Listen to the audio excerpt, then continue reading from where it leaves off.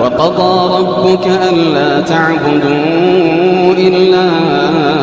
إياه وقضى ربك ألا تعبدوا إلا إياه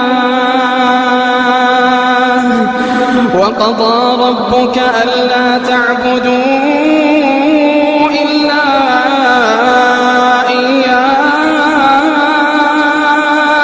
إلا إياه وبالوالدين إحسانا إما يبلغن عندك الكبر أحدهما أو كلاهما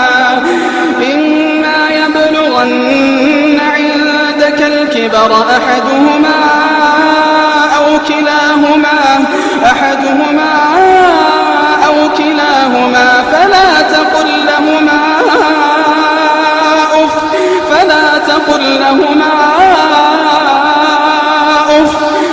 تقل لهما أف ولا تنهرهما وقل لهما قولا كريما واخفض لهما جناح الذل من الرحمة